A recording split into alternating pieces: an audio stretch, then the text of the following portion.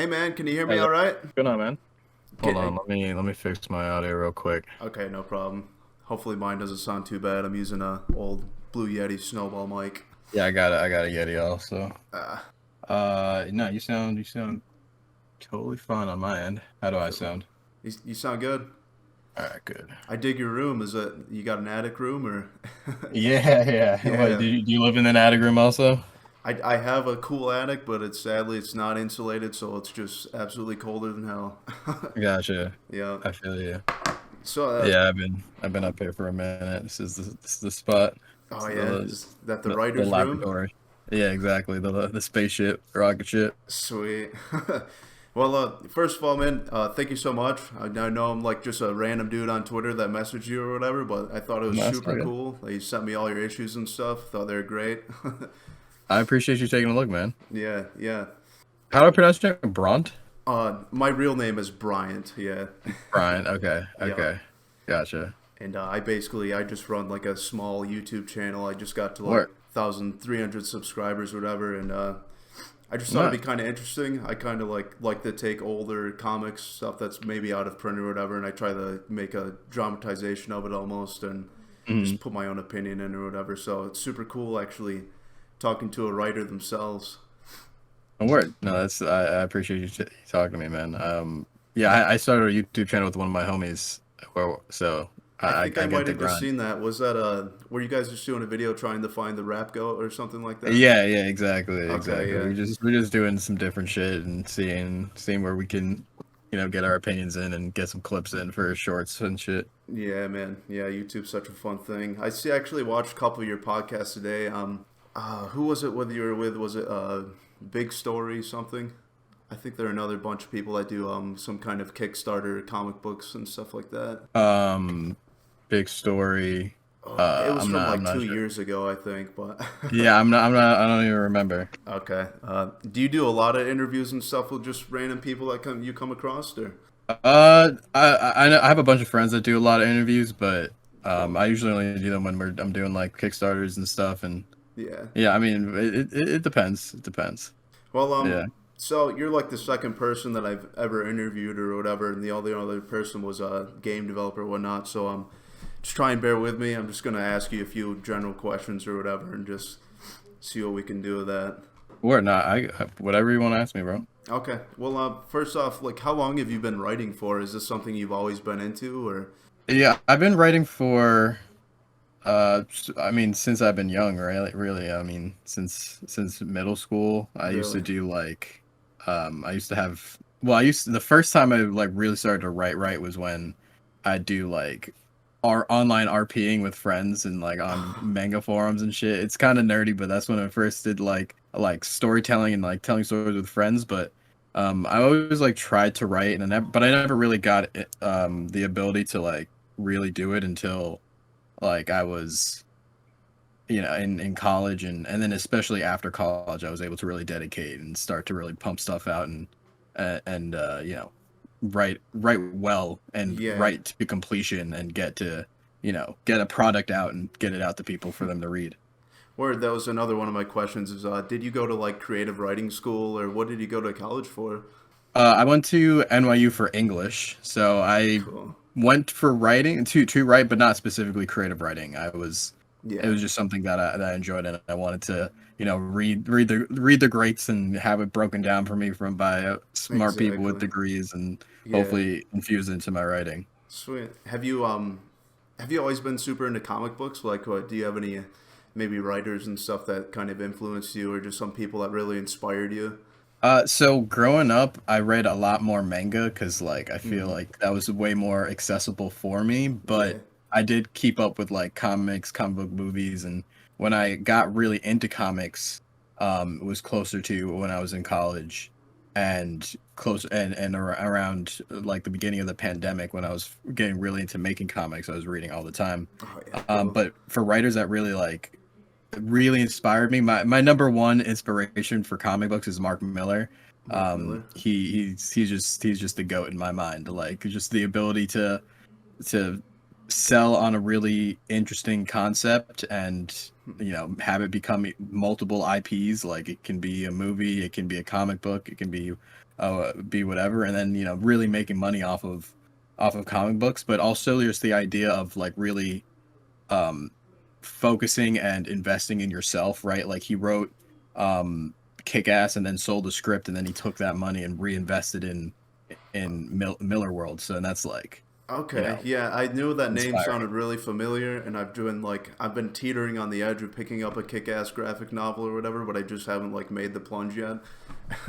Yeah, he's awesome. He's got a lot of really really awesome. So I know some people aren't the biggest fans of like his endings, but I feel like when it comes to just like a really good sellable concept and then Yeah, delivering on it, like he there's no one better at it. yeah, for sure. I've seen the movies. I don't know how much he helped with the movies or whatever, but that's definitely something that I absolutely loved. Yeah, no, everything that I love Kick Ass. I like um I mean he wrote the original Civil War, Oh no way! Old Man Logan, Superman Red Sun, Cool. um Kingsman. He's got He's a out lot of stuff there under his belt. Yeah, doing it. a lot of stuff under his belt. Yeah. What mangas and stuff did you enjoy? Growing up, Yeah, definitely like I mean Naruto, Bleach. I Bleach mean for the sure. Hell yeah yeah. Bleach can't yeah I mean the anime came back and that was awesome. Yeah, Yeah, I mean all of like the the the classics now, classics. right? Yeah. Like You ever get into Berserk?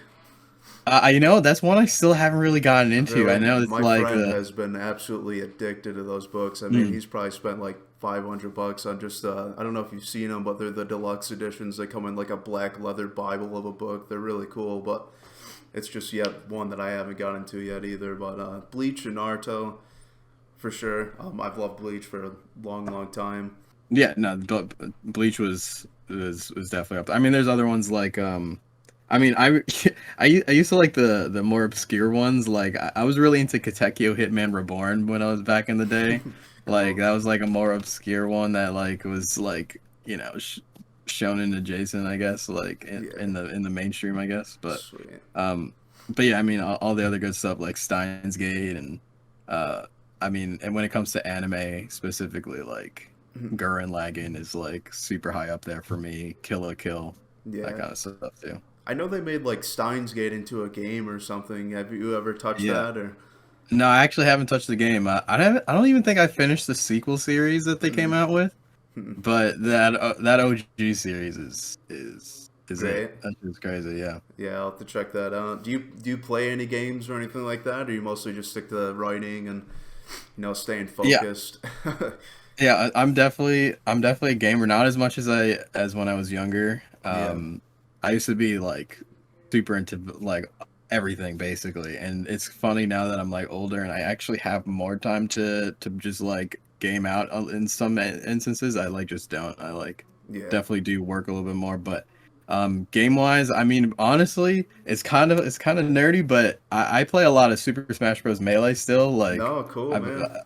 that game's mad fun, but otherwise, I play like Apex, I'll play Teamfight Tactics, play like and then like story games whenever I get to it. Yeah, no, me Yeah. myself too. I mean, I used to absolutely love video games. That's actually where I started with YouTube or whatever. Is like right Mm. after high school, I had a Let's Play channel or whatever, and then I Oh, just sick. started feeling kind of like cringy about it, so I quit doing it. And then Okay. about a year ago, I was watching The Boys or whatever, and I was like, I'd really like to see like the source material for this. And then ever since that, this whole shelf behind me has developed full of different books and stories and things. That's just kind of like how I got into the comic world, but it's something I'm super into. And I actually read all the ones that you sent me or whatever.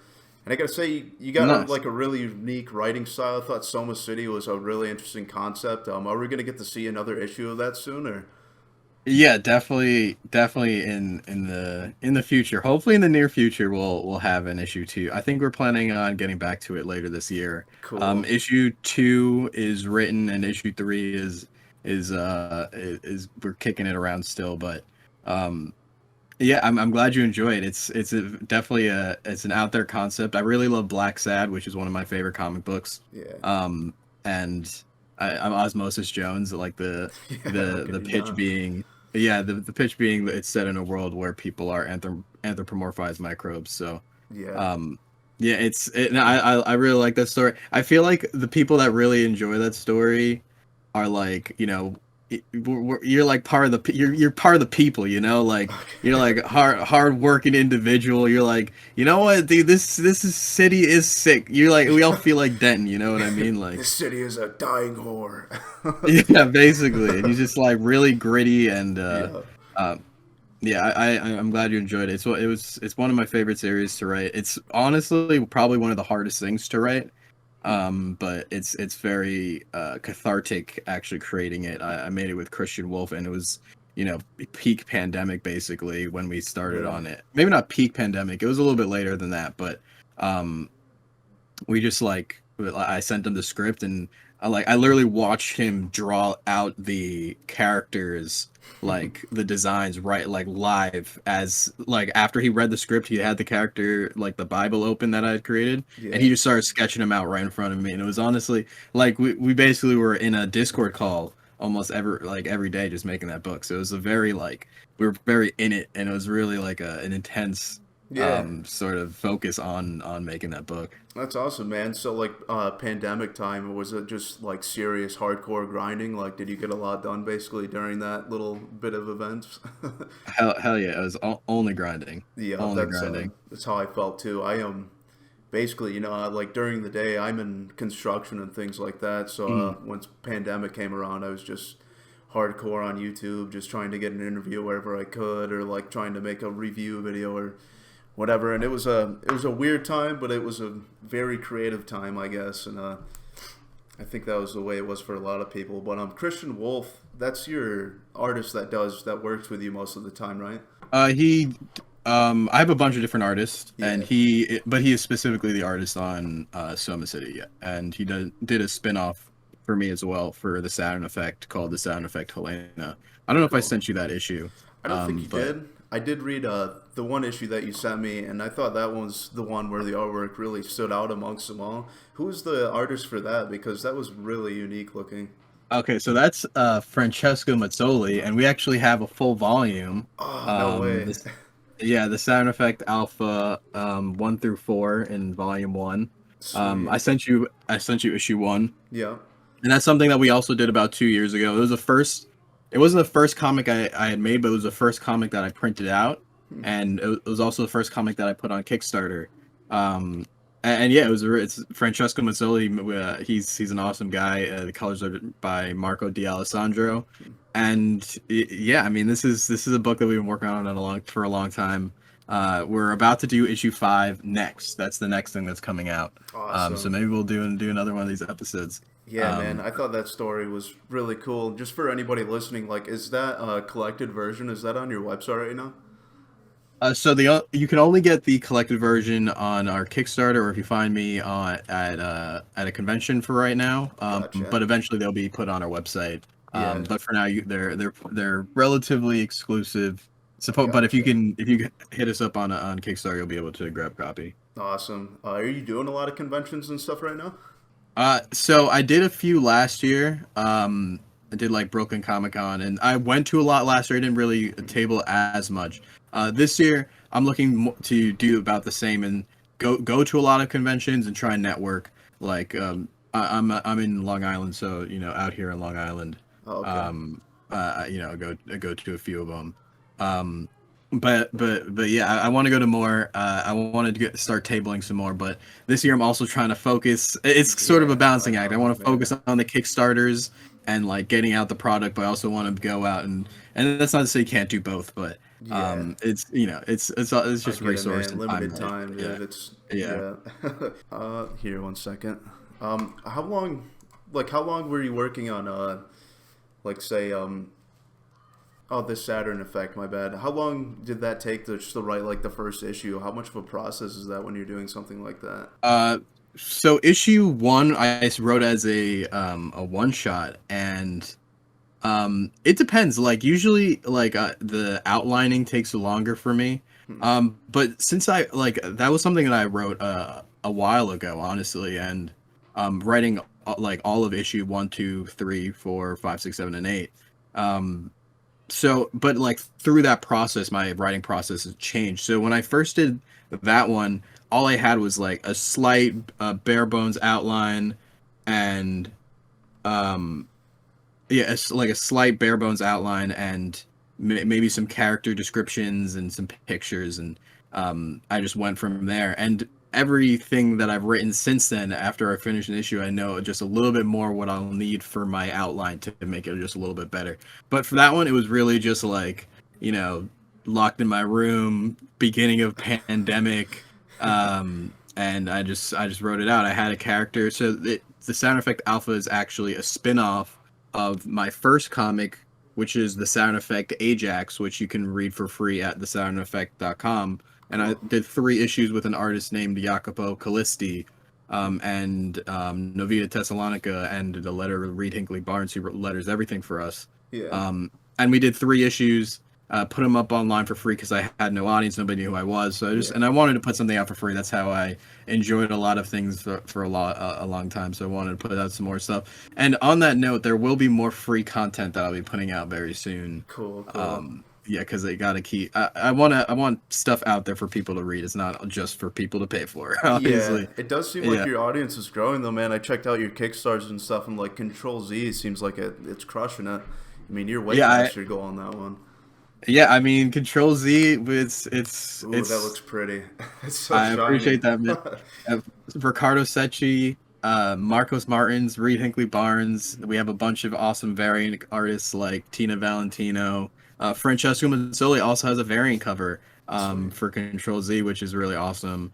His protege, Andreas Galmazzi, also has a cover. And also we have another Kickstarter exclusive cover by Ricardo Ribaldo. That's not safe for work, but also really awesome. Oh yeah. and yeah, Control-Z is doing really well. I'm really glad about the reception that it's been getting, and I'm hoping that it continues. And it's just issue 1 and 2. Issue 1, I had 100 copies at Brooklyn Comic Con last year. So some people have some issues of this, but otherwise, this is the first chance of it's getting out and being put out into the world for people to grab and be able to read and see if they enjoy it. And I hope they do. The art is amazing, and I feel at the time it was the best thing that I've written. So I mean, we are always improving and always getting better, but it's gas. It's like it's really and you got to read it, so. Hopefully I read the first issue. I thought it was great. So like compared, say when you're coming up with like a new franchise or whatever you want to call it, is it a lot harder to do that very first issue rather than to do like the second or third, like just to get that kind of baseline going? Or what do you think on that? You know, I think it's probably different for everyone and probably different for every project. I know.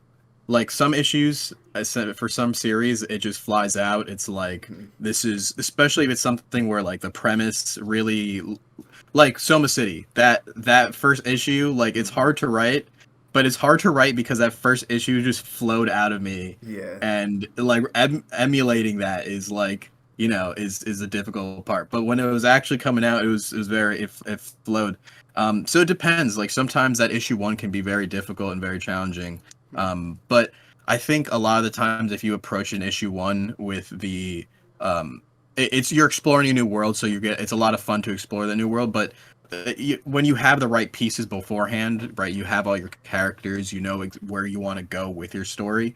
That first issue really starts to throw itself together because it's like it's selling what you're going to be telling us, right? So it can be really interesting, really fun, and it can also come down to like a very I don't want to say scientific or mathematic, but there's like almost a formula and a way to like get into your intros and do that first issue that makes it a little bit more a little bit easier to approach and tackle than maybe a second issue or third issue or like a 6th issue or something like that. Yeah, and does that all just kind of like does it all just start in like a script format, or do you kind of write that like almost like you would like a book or a short story or something like that, or is basically everything planned out from like what you're gonna see, like how the people look, all these different things?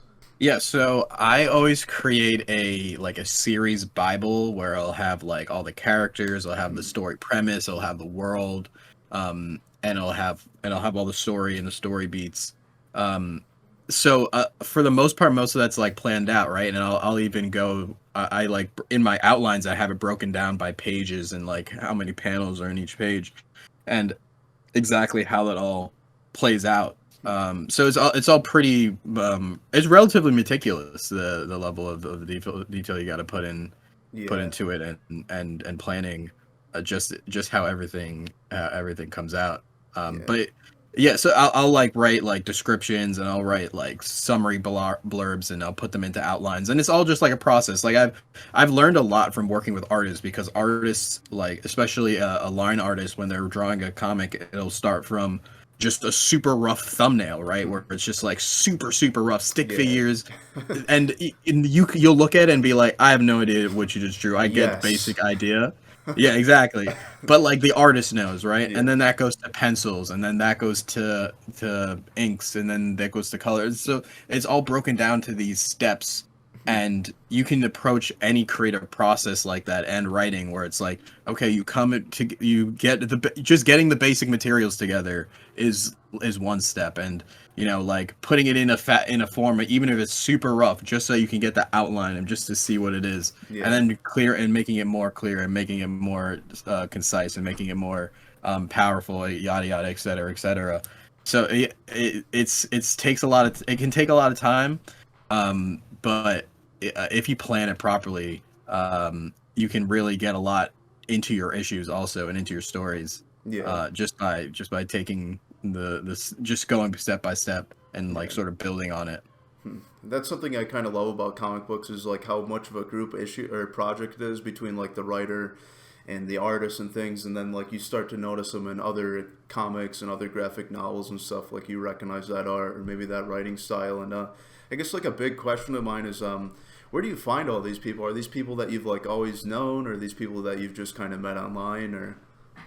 Yeah, I met most of them I met online. I haven't met any of these artists actually in person Oh, ever. really? Like, and it's actually pretty crazy, because some of them we've been working together for like 3 years now. Yeah. And yeah, I've never even I've never shook any of these guys' hands. I've never given them a high five. None of that. Really? It's all online, like places like Reddit or word of mouth. They're finding them on Instagram and ArtStation and things like that. Yeah. Cool. Yeah, it's really it really is awesome how collaborative it is. But it's awesome, like it's collaborative, but it's like a small collaborative team. Like a movie is really collaborative, but there's like hundreds of people on a movie, right? Whereas Yeah. like a comic is like collaborative, but there's like in an indie comic, there's like four people working on one of these things. So but yeah, I haven't everything has been online, Instagram or social media or things like that, where I find them. Yeah, that's crazy. They can find such a good group of people just without even ever actually knowing them. Oh, well, I guess you do know them at this point. You worked with them for years, but just kind of finding each other or whatnot. But is this your? So is this what you do full time then? Now is just writing and producing things like that? So I also do I freelance write. I have writing clients, and I also do freelance marketing as well. But yeah, this is Yeah, slowly becoming bigger and bigger, and hopefully it becomes the thing that I can focus on 120%. yeah, But I am focusing on it right now as if it's the only thing, yeah, because hopefully it can get there, right? I mean, Kickstarter is crazy; it's getting yeah. huge. So And I think you will. You're starting to get pretty like a pretty big backlog going on. And then I just was looking at your website again today, and I seen a. Are you making a card game too? Is that actually playable, or is it more of an art thing? So I actually do have a card game, and let me see if I can grab some cards actually. I have prototypes of them, Cool. and yeah, it's a playable card game. It's called Awesome, Red man. Sea Legends. These are prototypes from our first set. That will hopefully. I was hoping to get it out this year. It's probably looking closer to next year, maybe even 2025, before we come out with set 1 and set 2. Yeah. But you can get some previews, and sometimes we'll have some available. Sometimes we'll have and if you meet us at cons, I'll have play sets, and you'll be able to play me and learn how to play. And yeah, it's a Sweet. game. It's an actual game, and you can actually play the game, and it's a very fun game. It's I would say so. It's actually very interesting. So I don't know if you've gotten addicted to Marvel Snap like every other card game player. A lot of Um, YouTubers that I've watched them play. I haven't played myself, but from literally what the entire planet's talking about right now, it seems like it's pretty good. it's a very addicting game, and they approach we both approach a lot of the same problems in card games, but we approach it in a similar, like the same problems, we tackle them. Yeah. But Red Sea Legends does it in a fundamentally different way. So I think once people have it in their hands, and if you get a chance to play it, it's fast paced, it's fun, it's strategic. Cool. It can be 3v3. You can have three cards against three cards, or you can have 5v5. It's very accessible in the sense that you don't need a full deck of cards, right? You only need three, and your opponent only needs three to actually play Oh, a really? game. And you can even in those just six cards, there's a lot of variations that it can come across. In a lot of ways, it's a lot like chess. And in just like the different sort of game paths and decision making, and sort of what type of mind will let you play it. Well, you have to be able to think ahead, Yeah. just with the basic mechanics. So one day I'll have to show you how to play, man. Yeah, no, that Next sounds time. awesome. Especially if you ever get on your site or whatever, definitely send me a message. And are all the characters from the Saturn effect, or is it from all your different stories? So for set one, this is the Saturn Effect Alpha set. So everything is all these characters are from Alpha, but set two is Control-Z, but also has a couple other Red Sea titles as well. So Cool. when I was when just we gonna have say that's set such a good idea. yeah, so this is so I've a lot of people will ask if the Red Sea titles are in the same universe. And the answer is no, they're not. They're all separate titles. They're all different things. But if you Yeah. do want to see your favorite characters competing and fighting against each other and head to head, this is the place to do it, which is Red Sea Legends. So hopefully in the near future we'll be out probably on Kickstarter with set one and set two that will launch together, Yeah. and we'll have all the videos out. But yeah, thanks for asking. We do have a card game, and it is on the way. I've had a lot of people ask me about it, Yeah. because a lot of people enjoy card games. People They really really love do, them. man. And I feel like board games and things like that are starting to make quite a big rise. I mean, lately been trying to get into them just because there's so many different. It's just something different, and then seeing all your favorite franchises become board games is very interesting. Yeah, definitely. I also saw there was this one YouTuber. I think he's like mainly a Pokemon YouTuber. He made a card game that he put on YouTube or on Kickstarter, and you probably saw ads for it, Alestrials, and he made $1.4 million on Oh my Kickstarter from god. that. That's crazy, right? From a card game. So there's a lot of money in board games and card games, and just out there right now, and it's definitely a big market to tap into. And I want to tap into the Marvel Snap audience as well. I would love to make a digital version, and maybe, Yeah. just maybe, we will. I do have some things that I've been tossing around and thinking about. So maybe one day we'll see Red Sea Legends as well on the Yeah. Apple Store, because digital card games is where it's at as well. Yeah, I was gonna say, do you think it would almost be easier to maybe hire some people on to make some kind of mobile game rather than to try to get like actual physical card games in stores and things like that? Yeah, I think in some ways, yes, but in other ways, like development and app building is like a complete nightmare in Yeah, almost always. I So couldn't even imagine. Yeah. and just like a huge money sink and pit, or Mm-hmm. it can be if you don't have the right people. Yeah. So um it I- it depends, maybe. Yeah. And I think both of them are probably a hard sell, and not a hard sell, but they're both difficult. They're not as easy as making a comic book, right? It's Yeah. definitely a bigger and different thing. So but hopefully we could do both. Hopefully we can do both. But that's more in the future, and hopefully I'll be able to come back and we'll be able to talk about Yeah. a successful Kickstarter launch with set one and set two in the future. Cool. What exactly does it take to like? Do you have any physical comics, maybe in like a local shop or something that you just like say here, take these and see what the people think or whatever, or is that kind of a really hard thing to do?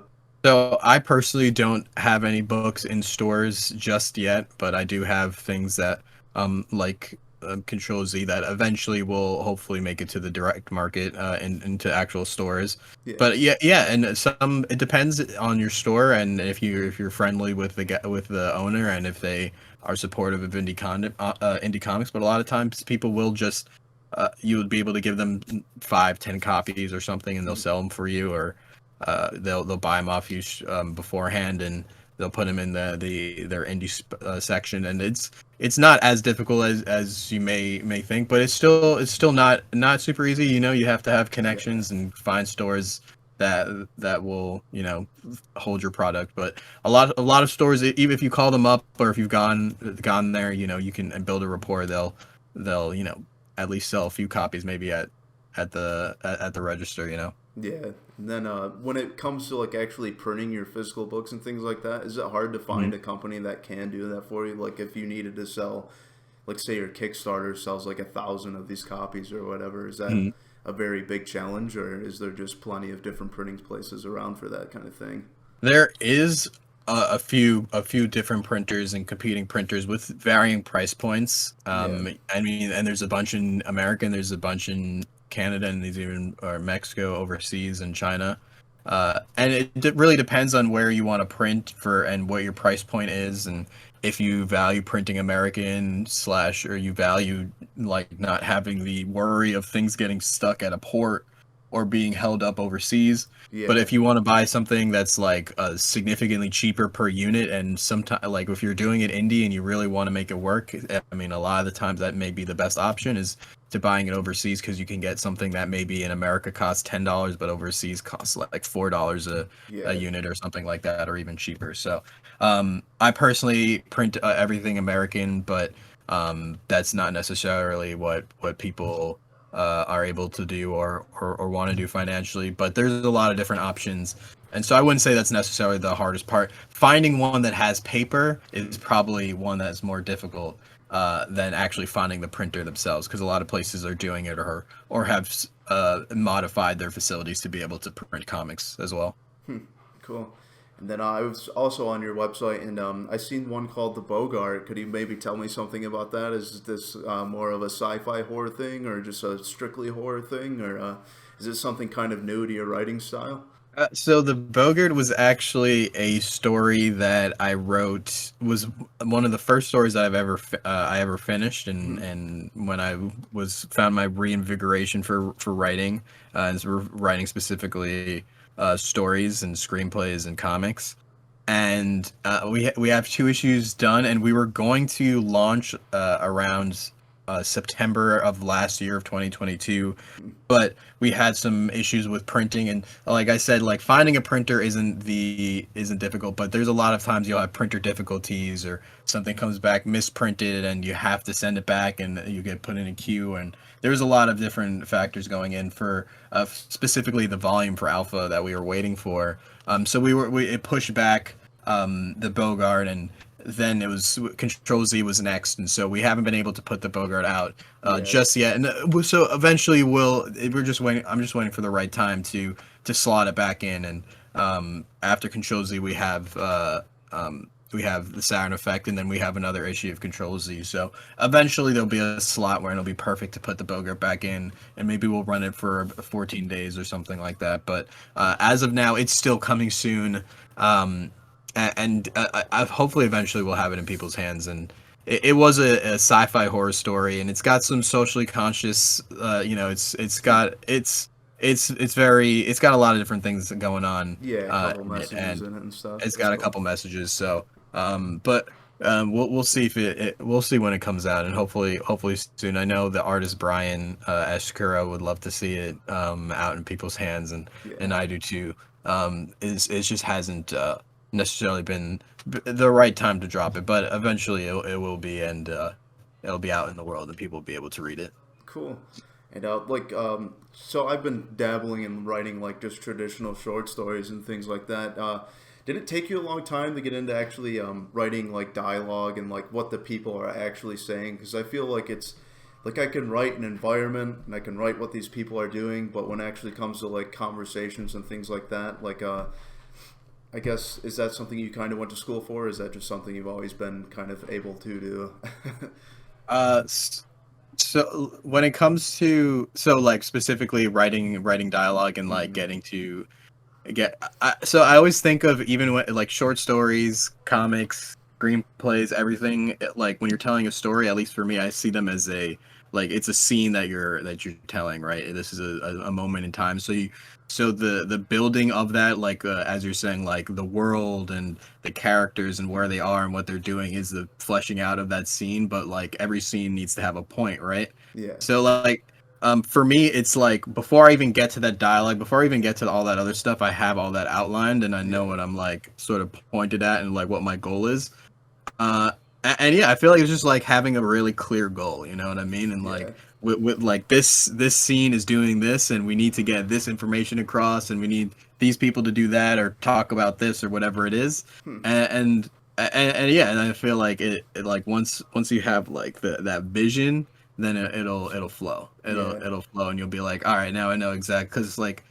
Because I know a lot of people like the dialogue stuff is like the easy part for them, you know, like Yeah. and all the world like the what it looks like or what is the hard part and like setting the scene. And so a lot of people would be like, "Damn, man, you have the hard part. All right, like it sounds like it's easy for you." Yeah. And so I mean, it's and that's like the beauty of writing. It's like it's all a journey for we all have our own writing journeys and what we and how we're going to get to where we want to be. And I think it's also just chugging along and seeing exactly all right, like sometimes writing the dialogue Yeah. can be a little challenging, and that that's good because also you want to be sparse with your dialogue. So when you think of that dialogue, it'll be like it'll be crisp to the point, and you won't have any superfluous shit because it's Yeah. like you know what you want. Yeah. I can But yeah, it's imagine definitely an yeah. outline actually helps probably quite a bit. Like you said, the Bible, that's something that I've never really thought about doing is actually like writing each of the characters where the plot needs to go. And like, that's just very interesting. I highly recommend. I for the longest time never did any of that shit, and I was like, nah, I'm just a pantser. I'm just gonna wait to the last second for everything. I'm gonna put like either fake deadlines or have class deadlines, and just like have a basic idea in my head, Yeah. pop an addy, smoke some weed, and just hop on a computer and Oh, like yeah. pump something out and see what happens. Yeah. It's like as I did it more and more, it's like what I need to like plan more. I need to like Hmm. think about it, like because then once it's time to actually sit down and write it out, like then you have it all there, right? Like, Yeah. and that sitting down and writing out part is really just the hard labor of writing. You know what I mean? Like, Yeah. because you can do so much writing Hmm. before you actually do any of the actual writing, like the actual writing of the script, right, Yeah. or the story. Um, and when you do that, it makes it makes it feel a lot more like grunt work, but you're like able, exactly what you're doing, and it's already there for you. So Hell yeah. I'm team Bible, team outline. Okay. That's the way to go. And when I find myself writing and stuff, like for you when you're writing, when you very first get that first like maybe draft down, and is it very simple? Do you find yourself like going through it over and over and over again, just like adding more and kind of critiquing more, changing things, or do you feel it's just kind of a like you're able to do that pretty fast? Definitely, it doesn't matter how good I think it is as I'm writing it. Mm-hmm. Everything ends up being something that I pick over and change and like change words, change dialogues, change scenes, etc. And nothing is ever really done. I have a project that's coming out in the future that I've been working on with a publisher that I can't really speak too much on the details on, but it's a script like the scripts I've had done like for almost a year, Yeah. but we're still editing them and we can still improve them. And even now, like when I've picked over them and edited them multiple times from I had multiple editors look at it, like I'm still looking at it and like this can be changed, this can be edited, and this can be Yeah. worked on. So yeah. Hmm. Do you have to go through an editor before you have anything like published like that, or is it just more of a choice? For all my personal stuff that goes through Red Sea, I hire editors because I think it's a valuable thing to have as somebody that wants to read over your stuff and make it as good as possible. Yeah. And then when it goes through like other publishers, they have their own editors and they have their own guidelines and they want to Yeah. make sure it's at some baseline. So yeah, usually. But if you're doing it indie, you don't need to have an editor. It's like Yeah. it's up to your discretion. I have friends that are just like, no, I'm going to do it myself. They don't like editors, and that's more power to them, you know. Yeah.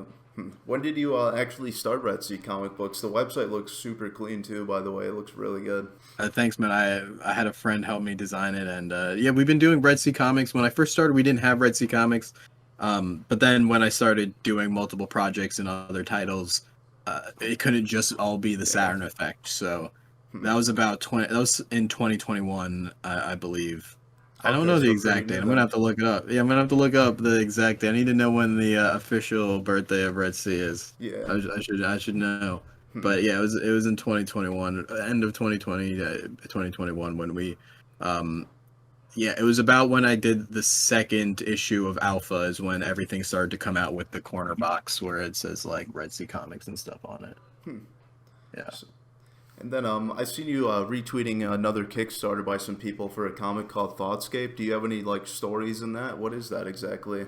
Is that anybody that So you know? I don't have any stories on it, but it was he's an awesome guy in the space, Matt, and he was very close to not funding. Hmm. He was like maybe a 2,000, 3,000, maybe even 3 or 4,000 in the last week away, and at the very last second was able to have a miraculous funding. So Oh man, I've been great. retweeting and supporting, and Yeah. that's like a beautiful part of the indie community is that it's so supportive, and when when it can rally around different projects and make sure that they hit their goal. And it's we've seen it a few times, and Hmm.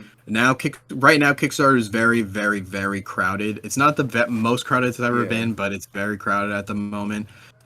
So it's still nice to see that when people and projects and parts of the community need that little boost, that people can rally around and get it to where it needs to be. Yeah, I've seen a Kickstarter for years, and I guess like I've never really thought about comics being Kickstarted on there. So when I found you on there, I kind of went down a little wormhole of just all these different, more stories to add to my collection or whatever. And it might be a little dangerous because there's so many people on there with such cool writings and like awesome artwork and things like that. Is that something that you've been doing for quite a long time? I've been doing it for about 2.5 years now, so Yeah. not very long really, but not I'm not new necessarily. I've been doing it Yeah. for a little bit.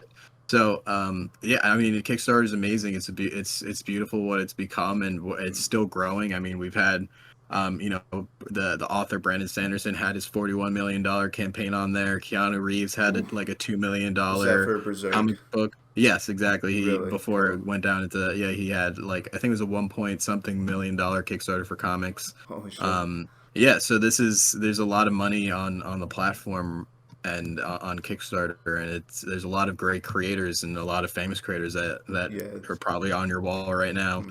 that have projects either like going now or soon to be, and that's it's really awesome. It's really cool to be a part of, and I want to keep growing, and hopefully it's something that I can do for hopefully the rest of my career, like until I mean I don't plan on stopping writing until I die, so No, man, you got hopefully a I can good continue. catalog going on. It seems like you guys are really taking your company somewhere, and especially with the sci-fi. Is Thanks, that what man. you mostly find yourself writing? Is sci-fi stuff? I just love sci-fi. I feel like Yeah. it lends itself to a lot of there's like a lot of interesting ideas to talk about, and Hmm. it's the year 2023, I man. know Like we're literally in the there's future right now. I've been trying we to are in explain the that to future. people. This is the We fucking are in the future right future. now. We are in the future. Like Yeah. it's just like thinking about it for like half a second. It's like, all right, we have ChatGPT AI, right? It's Yeah. not an actual person yet, We but can print goddamn, organs for Christ's sake. we Like, can print organs. But like, goddamn, AI is mad close, right? yeah. They're bringing back the goddamn woolly mammoth in 2027. We're Yeah. Jurassic Parking in this bitch, right? We're We cloning have the glow in the dark or kittens, and that was like 12 years ago, man. It's like we're That's far past crazy. it. We've been cloning people forever. Everything that we eat is GMO. It's been genetically modified at the ass. Yeah. And then there's that Harvard professor and the Harvard study about aging in mice and being able to re-age and de-age mice. Like Yeah. we are so deep in the future right now. CRISPR isn't. We haven't even tapped in fully into CRISPR technology. Yeah. We are so far in the future right now, and Yeah. it's so impossible to see. And I think part of it was sped up and hard to have noticed because of the pandemic and the cultural stuff that came afterwards. But we're so deep in the future right now, and it's only Yeah. going to get crazier from here in the next 5, 10, 15 years. and it's a really really wild thing to see, and that's just like the stuff I It's love to crazy, talk man. about. I got Yeah. something tiny as I was just kind of like, I love space or whatever, and I'm trying to look like what planets do we actually have like surface level pictures, and what do I find out is that like we have sent bots to Venus that will survive for like maybe 90 seconds, but it's like we have straight up pictures. We landed this tiny little robot on this fucking giant object miles and millions of miles away, like same with Pluto, and it's like, it's the future. Yeah, it's insane to it's super insane. Yeah. Honestly, it's a beautiful thing to see, and who knows what's gonna happen next, man? Who knows? And that's why I love sci-fi. There's a lot of, Yeah. and then I'm also like really into. I'm not as into them now, but I was really into UFOs for a little while Yeah. too. My UFO craze was crazy. So like I don't know, there was just a lot of there's so much stuff you could talk about in sci-fi. You think But you I ever also read seen other one? stuff. I have never seen a UFO, No. and never seen one. How about a But ghost? never seen a ghost. No. I feel like aliens are more real than UFOs are more real than ghosts to me though. You know what I I can mean? feel Like that too. Yeah, I feel like our brain just kind of makes things up a little too much when it gets really quiet and dark. So it's like it's really yeah, hard to tell. yeah, definitely. I feel like a ghost wouldn't be scary to me either. You know what I mean? And a ghost Yeah, would be like, oh, so there's like something else. There's like more to everything than yeah, we it's see. Like that interesting. wouldn't scare me as much. Yeah, and Yeah, I feel like like if anybody were to see a ghost, my house that I'm currently in, it was built in about 1905 and was like a funeral parlor for the longest time. This room where my oh computer and shit. stuff's in was like, it was the showroom. It's got these French doors or whatever, but you know, it's really peaceful in here. I don't really feel any bad vibes No, per se. But no bad juju. No, there's no spirits. You haven't brought in like somebody to like a medium to see what they feel about see, the room. I've had a party before, and I've had like maybe some people who are really into Wiccan, and they bring like their spirit boxes. But honestly, when I heard it, it's just this little radio box that flips through stations, and I wasn't about it, man. You're just hearing like 10 seconds of a radio announcer going off, and then they're like, "They said death, they said kill." And I'm like, I don't think so. I think that's like 97.9 or something. But That's crazy. yeah. That's so interesting. I can imagine like just people come. Wait, so do you tell people before they come that that it was a funeral home, or do they is it like obvious I from the do outside? usually, but Okay, yeah. Well, I guess like this house is super old, so you can kind of tell just by how many doors are on the bottom floor. Like everything's got a way to close it off. But yeah, I mean, a lot of people gotcha. seem to think there's some spirits in here, but I just disagree. I don't feel that whatsoever. I mean But that's great, right? Like you can yeah. just chill out, even if it is haunted. If you don't believe in that shit, then who cares? You Yeah, know, I just mean, like I've never felt more creative. I got this room right here. It's basically my brain just exploded, and it's just all my awesome stuff that helps me do what I nice, do. But nice. yeah, I'm happy for you, man. It looks like a nice little room. yeah. You got any other It's like a pretty big side room. hobbies and stuff outside of writing, or anything that you used to be into big time, or anything that maybe kind of led you to writing again? I used to do a lot of photography back in college. I was big into, Cool. you know, I love taking pictures just of like pretty models and cool Yeah, scenery and stuff. That was always something I sweet. was really into. Um, you know, just finding like a way to express myself in some way. But it all led back to writing eventually. Yeah. But otherwise, I don't know. I'm kind of boring. I really do just do a lot of writing and comics like that. Like the thing that was the like my hobby has become It's my whole life becoming your job, basically. Yeah, which exactly. is So awesome. No, it's great, man. I feel like I'm kind of a boring person too, because mostly all the time I'm just like trying to crank out a new video, or you know, I do a lot of right, like 3D printing and playing guitar and stuff, but I'm very not much about like getting something done or having some kind of project that brings me joy. awesome. Yeah, I mean I mean what else is there? You know what I mean? You just gotta stay exactly. busy and make something. You know, make something Yeah. cool. What's your do you have any like awesome sci-fi watches maybe you could give us? So TV shows. TV shows, movies, anything? Something that you Oh really enjoy? man, What's your favorite movie?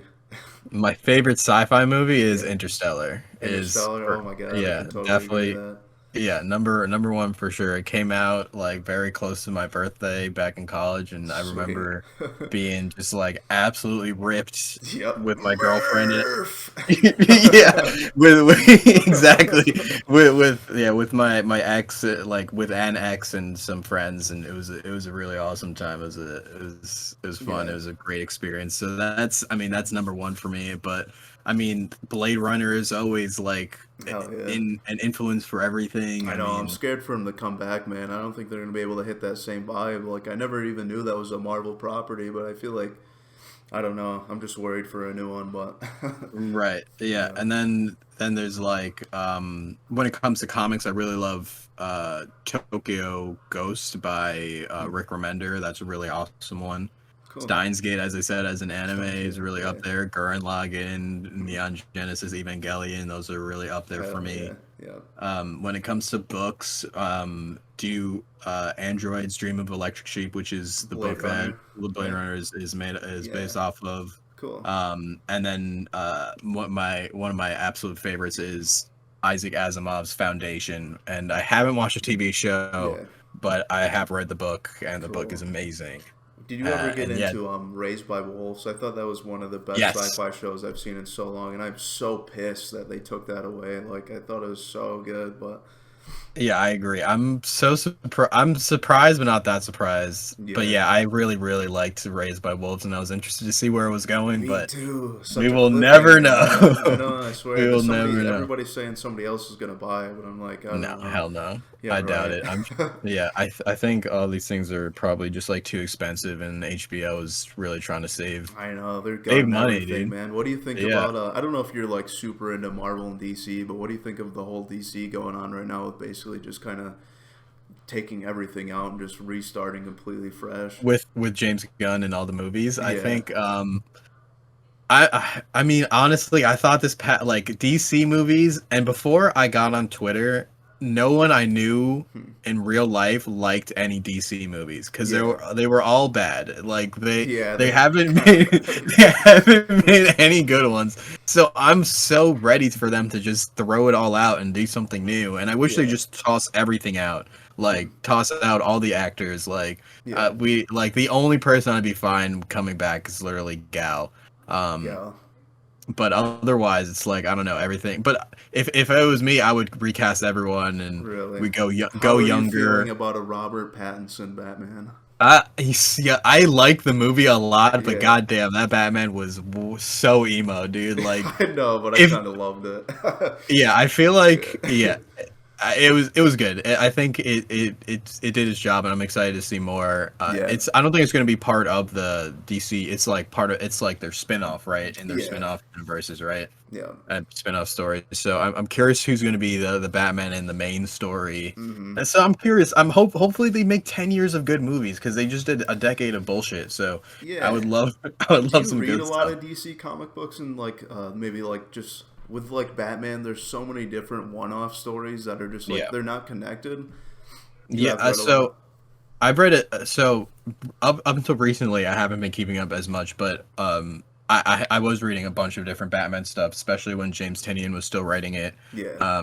And then when the most recent comic came out, I was very into it for a while. Yeah. Yeah, I mean, that's probably one of the reasons why I have a trouble with Western stuff, comics, Super Hmm. Marvel, DC, and I think everyone it's hard to follow. Yeah, Everything for feels sure, man. It's disconnected, and such then a when it wormhole.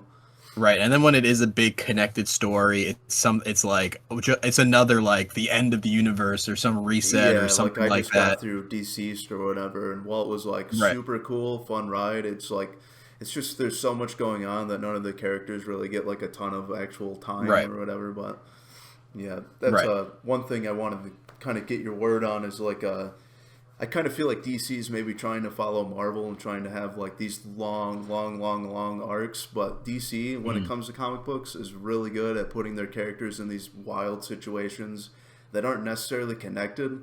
But I almost feel like it would be better for their movies if they would just do like one story where they're not trying to do like a 3 arc Batman trilogy or whatever, when they could be like, Batman in Wonderland or just all these wild different stories that they have. Yeah, I agree. I think a more like one shot sort of Yeah. world would work better. I think, yeah, the sell of everything being connected for Marvel was really cool back in the early 2000s and then to the mid 2010s, like up until the end of Infinity War. Yeah, With Endgame, like that whole 10-year stretch, right? yeah, Um, that was or a little bit longer, right? 10-12 year stretch. yeah, Like everyone wanted that connected universe. Everything had to be yeah, connected, and we're still feeling the reverberations now. yeah, But I don't think like consumers really care that much when everything is connected and it doesn't necessarily matter, right? And I yeah, think that I don't know if you how much Phase 4 stuff that you watched, but we put out a Phase 4 video ranking the Phase 4 Marvel movies on my channel Super Comic Bros yeah, with my boy Anthony Stokes.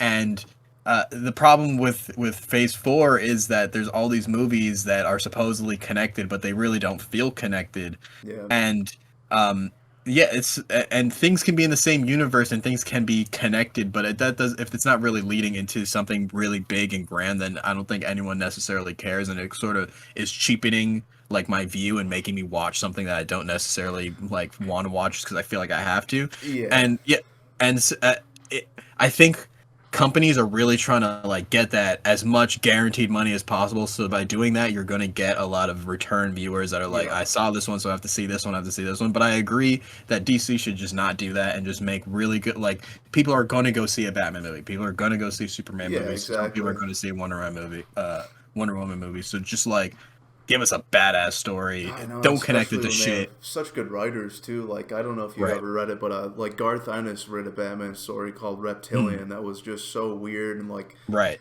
if I don't know how into it you are. I'm not necessarily a huge fan of Marvel and DC, but when it comes to Batman, there's just it's hard not to grab him because there's weird stuff. But you have to check Yeah. out the artwork for that book because it is an absolutely insane. Like it's Right. just so gritty and dark, but Right. I think it's is it Liam Sharp? yeah, yep, Yeah. Liam Sharp's art is insane. Yeah. yeah, Batman Reveal. Yeah. There's some really cool stuff, and I mean I love Batman. I love a lot of the Batman stuff, and I love a lot of the Bat family yeah, characters. But yeah, I mean they definitely just do Batman everything when it comes to comics, and yeah, but there are really a lot of awesome stories, yeah. and a lot of awesome Superman stories too. My all-time favorite Superman Hmm. story is All Star Superman, and so hopefully we get some sort of that feeling with the Superman Yeah. movies too. You see, when it comes to Superman, there's really only two that I've even read. I've been trying to look for like good arcs or whatever, but I just haven't been able to find them. So I've read The Death of Superman and then Superman Mm. versus Alien, which I don't know if you've gone into, but that was fairly interesting. I haven't checked that one out, but if the best Superman story is All Star Superman, you gotta read it. It's Okay. number one. Like Word. it's just so good. And I mean, honestly, you'll probably read it and be like, "Damn, I want to make comic books," and you'll Really? be like, "Screw this short story. I'm gonna write a comic next." Yeah. It's so good, and it's so well written, so well drawn. And some people are like, "Superman's a boring character. Like Superman sucks." But like, it's most Yeah. like if you think Superman's boring, it's because you haven't read something or seen something where Yeah. he's like done well, and like this is like Superman done at its absolute peak, and it's like, wow, Superman is an amazing character. Like you can do so much with He really Superman. is, and I think like a lot of people just think of maybe like the cheaper animation versions where he just he's kind of like the biggest Boy Scout in the world, but there really Right. are some good arcs. But another question I have for you, outside of like the superhero and stuff, is there any like really good, more indie comic books that you've really enjoyed? Like I've been going through the Department of Truth. I'm not sure if that's something Hmm. you've read or not, but that's something that's really been keeping me in. Right. So is I'm pretty sure Department of Truth um is that also by James Tinian? Yeah, it is, right?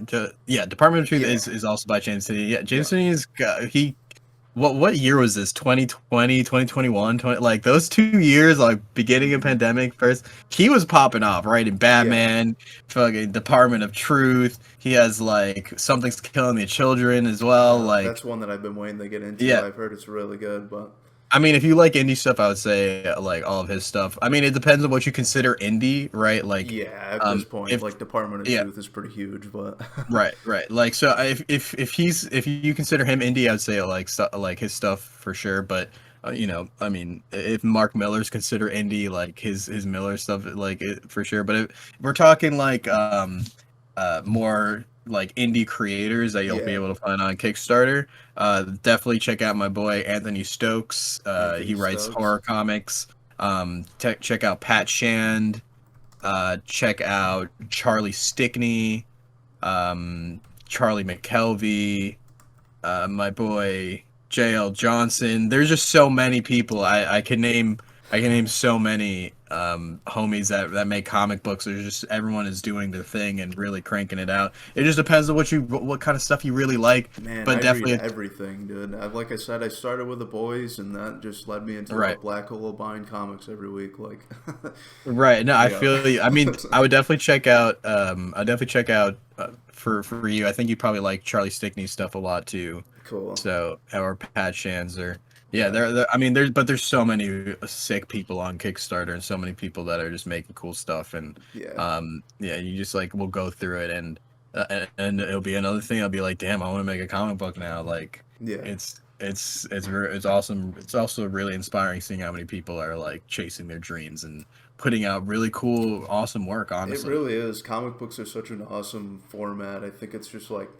it's not a movie, it's not a book. I think it's just such an awesome writing format just because you can show so much and tell so much that, I mean, you get so many stories that you're not ever going to get to see in a movie or maybe necessarily see in a book, which I guess that doesn't fare well because books can be anything. right, But, yeah. right. Definitely. I mean, you can get so much cool story in it, and it is a visual story, a medium, right? So art is super important, Yeah. and what everything looks and how it flows, and it's yeah, I just love them. And the thing is, like, you can it takes a while to make a comic book, but like, it's something that you can put in time and get it in your hands, and you can feel very accomplished about, right? Yeah, Like for sure. it's a very rewarding thing to do because that, and then if you kickstart also, you get to see all the people that like you get to actually send your book out to people. You do it Yeah. more than once. You get to see it people that have actually come back multiple times and backed your thing. It's a very rewarding, creative, a creatively rewarding process that honestly I'm always pushing people to make comics because it's like Hmm. I mean it's super fun and Yeah. it's very fulfilling and it's like it makes you feel like you're really making moves towards becoming a better creative. I feel Yeah. like Do you ever dabble in the art of it or anything? Do you draw at all, or do you mostly stick to the nah writing? yeah I just write. I don't really draw too much. Sometimes Yeah, I'll doodle, but I'm not a very good artist myself. gotcha. Yeah, I don't know. I just don't have the patience, or the hand-eye coordination of Yeah, some of these guys. Like, I mean, Ricardo Secchi is an absolute master, and I like this part yeah, of what makes him amazing is like his discipline, and the dude is disciplined. So is Francesco's Christian. They all have like a level of discipline, and have been like you have to be able to go like do something over and over again and get really goddamn good at it and be able yeah, to study and be objective also on your own work and be like I need to be able to change this, et cetera, et cetera. It's a very vulnerable process. It's a very time consuming process, a very grueling process to get really good at art. yeah, um and yeah, I mean, it ain't, that ain't me, yeah. but I respect everybody that does it because it's not easy. No, it's not. And Yeah. for maybe like getting your comic book out there, have you found that Kickstarter is like the best thing? Is there any other platforms that you maybe were using before that, or Kickstarter is absolutely the goat for is getting your comic out there cool? and getting people to buy and spend money and find fans. Yeah, But you need to put a lot of different platforms like social media, like yeah, TikTok or Instagram, YouTube, Twitter, whatever it is. You gotta be able to drive traffic and gain an audience and push it towards that. yeah, But yeah, a Kickstarter. I mean, there's other platforms, right? There's Crowdfunder, there's Indiegogo, there's BackerKit has their own version of crowdfunding as well. There's a bunch of different competitors now. You can also crowdfund on your own website too. There's people that do that like Ripaverse. They did it on their own site, etc. So there's definitely a bunch of different things that you can um different sites and different ways you can approach it. But personally, I think Kickstarter has the biggest, as of right now, like natural discoverability market. Like there's people that just go on Kickstarter to browse and look at comics and or whatever else. Like they just are Kickstarter shoppers. yeah, So I think because of that, because of that the potential for virality and the big market and potential for discoverability. I think Kickstarter is just number one. If you put out a good product and market it right, you'll be rewarded for that. And I'm not saying everything will be a $10,000, $20,000, $30,000 campaign, but if you do it right, there's no reason. And then you find the right product that resonates with people. I mean, the sky's the limit. You can make 100,000. You can make Yeah, for you sure. can I make a mean, you million. pretty much like quadrupled your goal on there, I think, for Control-Z or whatever, at least tripled it. So that's awesome, man. Yeah, I appreciate that, man. We still got the big goal is 10K. Hopefully we make that. We got 5 days to go, but it's Yeah, definitely been the biggest campaign so far, and I just want to go bigger yeah, with everything afterwards. yeah. How does it feel that your book is just sitting on somebody's shelf and stuff, and they're just sitting there reading it? I mean, that's gotta feel amazing. It feels good. It definitely feels good. It's really awesome. Like whenever I hop on like a stream or something, and I Mm. see somebody have a book and they like pull it out, be like, "Yo, look what I got!" It's or when they post it on social media. It's definitely a good feeling, especially when like they're halfway across the world or something. Yeah. I had somebody that was actually like right around right around the actual Red Sea and send No a way. picture and it was like I'm like right there, like Yeah. is this the closest the Red Sea has ever been to its namesake? So that was like a really that was really Yeah. awesome. Is So, Red Sea just a really cool name, or was that inspired by like the Red Sea, or maybe something they reminded well, you of? well, my last name is Moses, so it just made Oh, sense duh. Yep. to Okay. make Red Sea and Moses. And yeah, I had one of my homies who also makes comics, Linear Burton.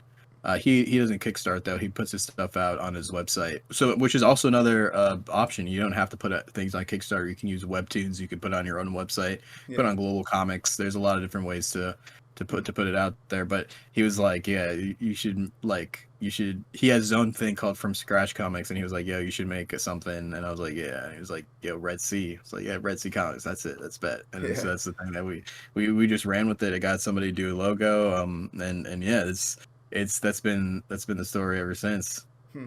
Dope. Well, all right, man. It's been about an hour or whatever, and I'm pretty much out of questions, so I'll let you go. But thank you so much for talking to me. Like I said, you're like the second interviewer, so if I was a little stumbly, my bad. But otherwise than that, it's been super fun talking to you.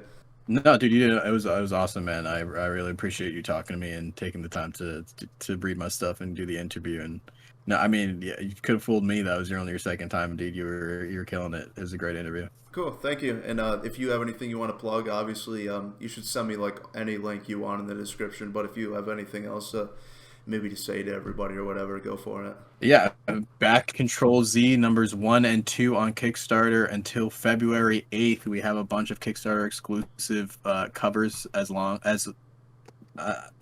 with this as well. So we have a bunch of stuff. It's really cool. Super awesome action sci-fi comic book set in a world where humanity has migrated to a simulation called Cyberscape, and we follow a moderator for the simulation as they try and solve the mystery behind the recent disappearances. So go grab a copy today. It's really awesome. These covers are exclusive to Kickstarter and to Red Sea Comics. They're not always going to look like this. They're not always going to have this cover. Even this one, the standard I one. know. So Why make is that sure one so to. pretty? Why is it so shiny? Does it have like a plastic cover on that thing or what? No, it's gloss. It's got a gloss cover. We Damn. always do the gloss Yeah. lamination on the cover, just make them look just a little bit So nicer. crisp, dude. Yeah. No crisp, but it makes them really nice and stand out, and just a little bit sturdier as well. Yeah, for sure. But all right, man. Send me all your links. I'll make sure it's down in the description and whatnot. And once again, thank you so much. Thank you, man. I appreciate it. All right, man. See ya. Peace.